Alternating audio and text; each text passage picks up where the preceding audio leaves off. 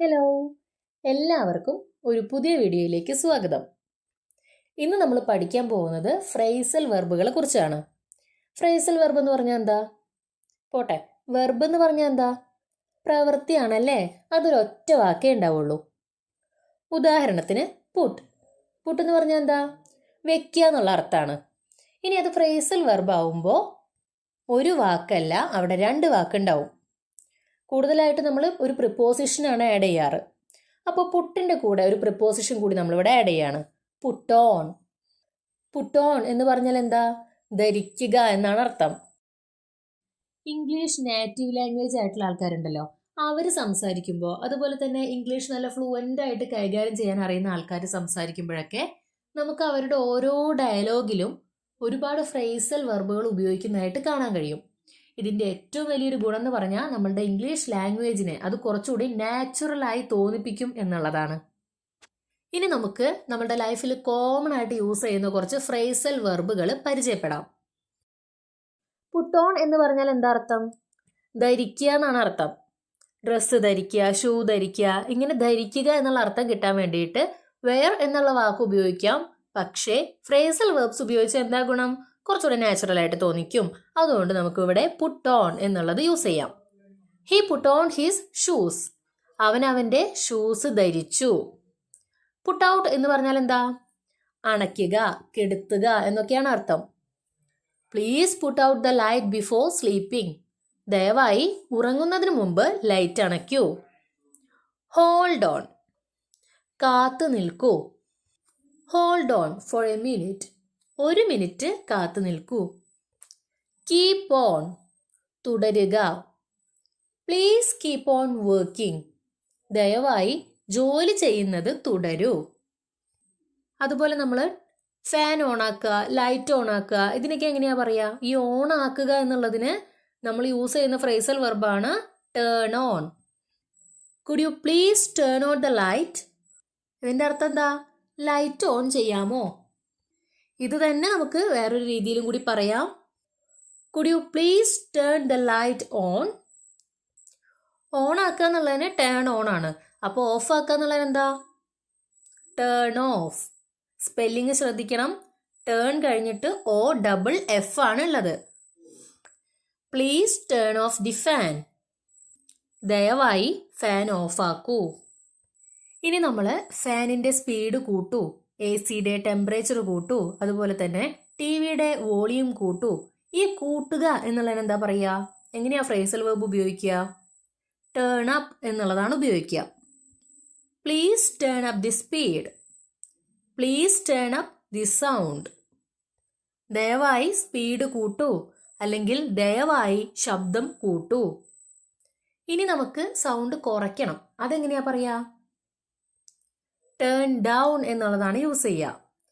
Please turn down the sound. Sound കുറയ്ക്കൂ. Could you turn the temperature down? Temperature ഒന്ന് കുറയ്ക്കാമോ? Get up എന്ന് പറഞ്ഞാൽ എന്താ? എഴുന്നേൽക്കുക എന്നാണല്ലേ. I get up at 6 AM every day. ഞാൻ എന്നും 6 മണിക്ക് എഴുന്നേൽക്കും. ലുക്ക് ഫോർ എന്ന് പറഞ്ഞാൽ അന്വേഷിക്കുക എന്നാണ് അർത്ഥം. I am looking for my key. ഞാൻ എൻ്റെ കീ അന്വേഷിക്കുകയാണ്. ഗിവ് അപ്പ് എന്ന് പറഞ്ഞാൽ എന്തെങ്കിലും ഒരു കാര്യം ഉപേക്ഷിക്കുക എന്നാണ് അർത്ഥം. She gave up her job to take care of her children. അവളുടെ കുട്ടികളെ നോക്കാൻ വേണ്ടി അവൾ അവളുടെ ജോലി ഉപേക്ഷിച്ചു. ഗിവ് അപ്പ് എന്ന് പറഞ്ഞാൽ പ്രസന്റ് ടെൻസ് ആണ്, ഉപേക്ഷിക്കുക എന്നാണ് അർത്ഥം. ഗേവ് അപ്പ് എന്ന് പറഞ്ഞാൽ പാസ്റ്റ് ടെൻസ് ആണ്, ഉപേക്ഷിച്ചു എന്നാണ് അർത്ഥം. കോൾ ഓഫ് എന്ന് പറഞ്ഞാൽ റദ്ദാക്കുക എന്നാണ് അർത്ഥം. They call off the meeting. അവർ മീറ്റിംഗ് റദ്ദാക്കി. Figure out. മനസ്സിലാക്കുക. I can't figure out the actual problem.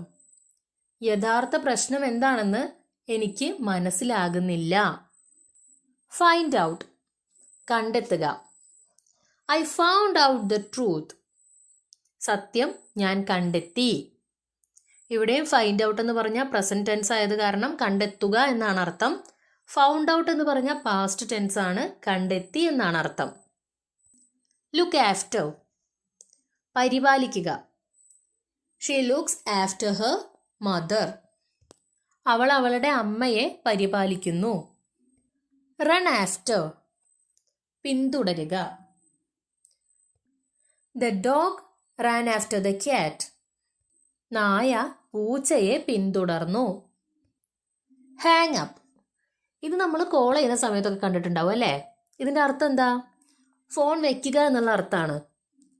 Please hang up the call. ദയവായി ഫോൺ വെക്കൂ. ടേൺ അപ്പ്, എത്തുക എന്നാണ് അർത്ഥം. He turned up late to the meeting. മീറ്റിങ്ങിന് അവൻ ലേറ്റ് ആയിട്ടാണ് എത്തിയത്. ലുക്ക് ഇൻ ടു, പരിശോധിക്കുക എന്നാണ് അർത്ഥം.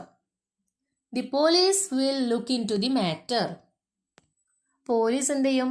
ആ വിഷയം പരിശോധിക്കും. പുട്ട് ഓഫ് എന്ന് പറഞ്ഞാൽ മാറ്റിവെക്കുക എന്നാണ് അർത്ഥം. They put off the sports due to rain. മഴയായത് കാരണം അവരെന്ത് ചെയ്തു? സ്പോർട്സ് മാറ്റിവെച്ചു.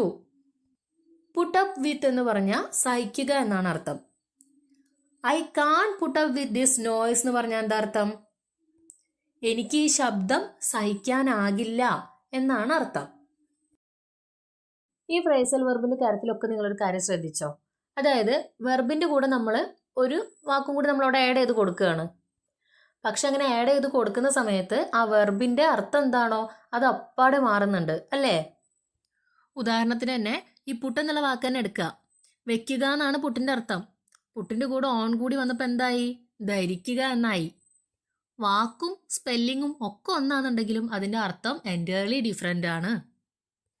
അപ്പോൾ നമ്മൾ സംസാരിച്ച് പ്രാക്ടീസ് ചെയ്യുന്ന സമയത്ത് അതിൽ ഒരുപാട് ഫ്രേസൽ വെർബുകളൊക്കെ ഇങ്ങനെ വരാൻ വേണ്ടിയിട്ട് ശ്രദ്ധിക്കുക. അങ്ങനെ വന്നാലുള്ളൊരു ഗുണം എന്ന് പറഞ്ഞാൽ നമ്മളുടെ ഇംഗ്ലീഷ് കുറേ നാച്ചുറൽ ആയിട്ട് അത് തോന്നിപ്പിക്കും. മാത്രമല്ല നമ്മൾ ഇംഗ്ലീഷ് അറിയുന്ന ഒരാളോട് ഇങ്ങനെ സംസാരിക്കുമ്പോൾ അവർക്കുള്ളിലും അങ്ങനെ ഒരു പോസിറ്റീവ് ഫീൽ കിട്ടും. ഇവർക്ക് എന്തൊക്കെയോ അറിയാം, ഇംഗ്ലീഷ് അത്യാവശ്യം ഹാൻഡിൽ ചെയ്യാൻ കഴിയുന്ന ആളാണ് എന്നുള്ളൊരു ധാരണയും അവർക്ക് കിട്ടും. ഫ്രേസൽ വേർബ്സ് ഒരുപാടുണ്ട്. അതിൽ ഏറ്റവും കോമൺ ആയിട്ട് നമ്മൾ യൂസ് ചെയ്യുന്ന കുറച്ച് ഫ്രേസൽ വേർബ്സ് മാത്രമേ നമ്മൾ ഈ വീഡിയോയിൽ ഡിസ്കസ് ചെയ്തിട്ടുള്ളൂ. അതിൻ്റെ അർത്ഥങ്ങൾ മനസ്സിലാക്കി വെക്കുക. അത് വെച്ച് സെൻറ്റൻസുകളൊന്ന് ഉണ്ടാക്കാൻ ശ്രമിച്ചു നോക്കുക.